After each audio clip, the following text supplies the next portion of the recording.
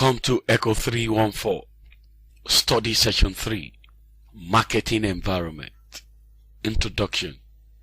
In this study session, we will examine the key outside actors that the company interacts with in carrying out its marketing activities. We will also explore the key outside forces that affect the company's performance, learning outcomes. When you have studied this session, you should be able to 1. Explain the key outside actors that the company interacts with in carrying out its marketing activities. 2. Point out the key outside forces that affect the company's performance. Concept of marketing environment. Company marketers use marketing intelligence and marketing research to track the changing environment.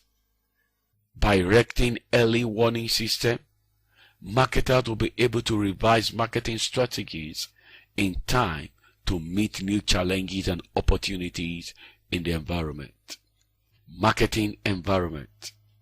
According to Kotler 1991, the marketing environment comprises the non-controllable actors and forces that impact on the company's market and marketing. Continuing, he maintained that a company's marketing environment consists of the actors and the forces that affect the company's ability to develop and maintain successful transactions and relationships with its target customers. Types of company's environment. We can distinguish between the company's micro environment and macro environment. The micro environment consists of the actors in the company's immediate environment that affect its ability to serve its market. The company, suppliers, market intermediaries, customers, competitors, and public. On the other hand, the macro environment consists of the larger societal forces that affect all of the actors in the company's micro environment. The demographic, economic, natural, technological, political, and cultural forces. Actors in the company's micro environment. The primary goal of every company is to profitably serve and satisfy specific needs of chosen target markets. To carry out this task, the company links itself with a set of suppliers and marketing intermediaries in order to get into a target customer. The core marketing system of a company operates thus: supplies to company, to marketing intermediaries, to customers. In addition, the success of such a company will be affected by two additional groups, namely a set of competitors and a set of public. We shall now examine these actors one after the other. Suppliers. Suppliers are business firms and individuals who provide resources needed by the company and its competitors to produce goods and services. To produce an item, a combination of many resources are needed. In view of this, the purchasing department of the company must decide which resources to make and which to buy from outside sources. In deciding which resources to buy, the purchasing agent must develop specification, search for suppliers, qualify them, and choose those who offer the best mix of quality, delivery, reliability, credit, warranties, and low cost. Developments in the supplier's environment can have a substantial effect on the company's marketing operations. The marketing managers must pay a good attention to the price environment of their key production input.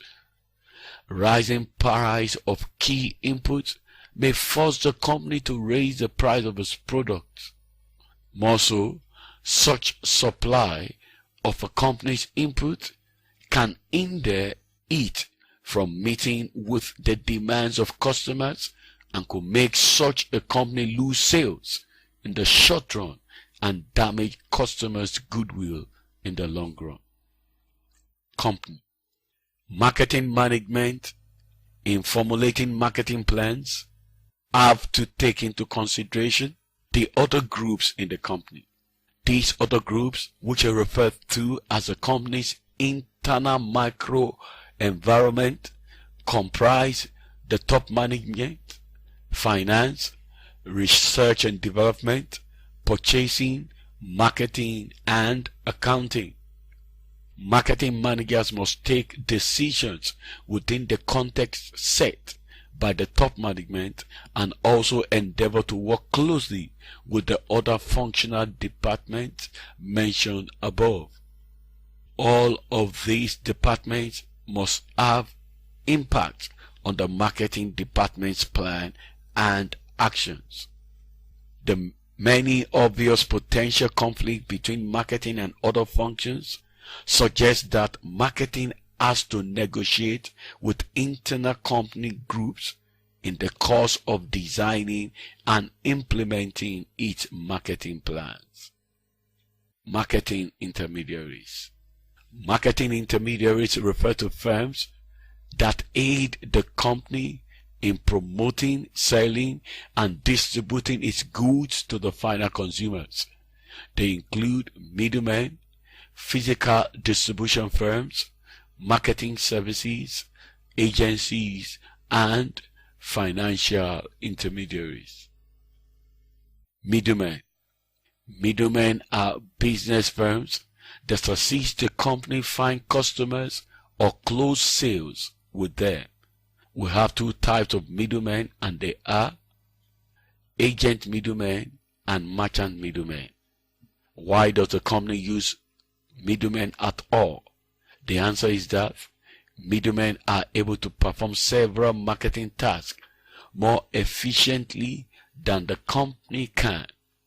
Middlemen come into being to help overcome the discrepancies in quantities, place, time, assortment, and possession that would otherwise exist in the operations of the marketing system. Physical distribution firms. These are firms that help the company in stocking and moving goods from their own location to their destinations. Every company has to decide how much storage space to build for itself and how much to rent from warehousing firms. The transport firms include railroad, truckers, airline, barges, and other freight handling companies that move goods from one location to another. Companies have to decide on the most cost-effective modes of shipment, even as they are balancing such consideration as cost, delivery, speed, and safety. Financial intermediaries. These include banks, credit companies, insurance companies, and other companies that help finance and or insure the risks that are associated with the buying and selling of goods. A good number of companies and customers depend on the financial intermediaries to finance their transactions. The marketing performance of companies can be seriously affected by rising costs of borrowing and or limited credit. Global financial crises after the general performance of companies as we are currently witnessing. It is capable of distorting the plans and actions of companies. In order for a company to obtain and utilize major capital, it must first develop a business plan and convince financial institutions of the plan's soundness. Based on this, the company has to develop a strong relationship with the outside financial intermediaries. Customers. The target market of companies can be one or more of the following 5 types of customer market. 1. Customer market. This is made up of individuals and households that buy goods and services for personal consumption. 2. Industrial markets. Organizations that buy goods and services needed for producing other products and services for the purpose of making profit and or achieving their objectives. Reseller market. Organizations or individuals that buy goods and services in order to resell them at a profit. 4. Government and non-profit market.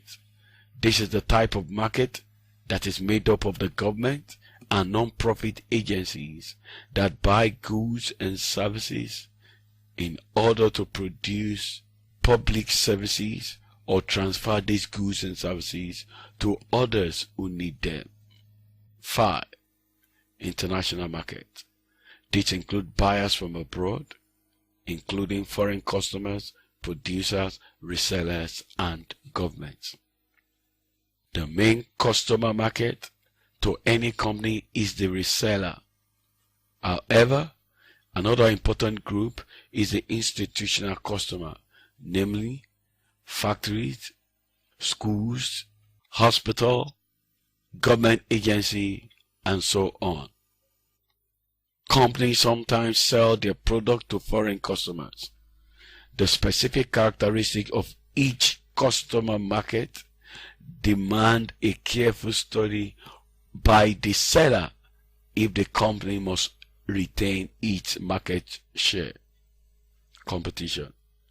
Every company has its competitors within the business environment.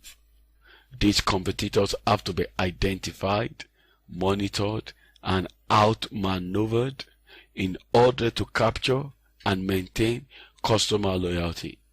The best way for a company to grasp the full range of its competition is to take the viewpoint of a buyer of the company with customer, channel, and competitors. Public. Apart from making effort to outmaneuver its competitors, a company must also acknowledge a large set of the interested public. According to Kotler, a public is defined as follows: any group that has an actual or potential interest or impact on the company's ability to achieve its objective. To the author, a public is a group of people whose interest on the activities of a company can either facilitate or impede a company's ability to realize its already set objectives. A wise company is one that takes concrete steps to manage successful relationship with its key public. Little wonder, most companies now operate public relations department to plan constructive relationship with various public. Every company faces several important publics like the financial public, the media public, the government public, citizens action public, the international public, and the general public. Therefore, for a company's success not to be affected by the reaction of the public, such a company is hereby advised to spend time in monitoring all its public, understand their needs and opinion, and make effort to deal with them constructively. Forces in the company's macro environment. The company's macro environment consists of 6 major forces, namely demography, economic, natural, technological, political, and cultural. The demographic environment shows a worldwide explosive population growth, a birth rate slowdown, an outgoing population, a changing family, a rise of non-family household, a more educated and white-collar job-seeking people, geographical population shift, a changing ethnic and racial population, and a shift from a mass market to micro markets. The economic environment brings to focus low savings and high debt, a showdown in the real income growth, and changing consumer expenditure pattern. The natural environment shows potential shortages of certain raw materials, unstable cost of energy, increased population levels, and a changing role of government in environment protection. The technological environment exhibits accelerating technological change, high research and development, increased regulation of technological change, concentration on minor improvement rather than on major discoveries, and unlimited innovation opportunities. The political environment shows substantial business regulations, strong governmental agency enforcement, and the growth of public interest groups, while the cultural environment shows long-run trends towards self-fulfillment, immediate gratification, and a more secular orientation. Therefore, for a company to make sustainable progress, it must endeavor to relate well with its macro environment. Summary. In this study session, we examine the following issues. 1. The key actors that a company interacts with in carrying out its marketing activities. 2. The types of a company's environment. And 3. The actors found in this environment. This is the end of study session 3. Thanks for listening.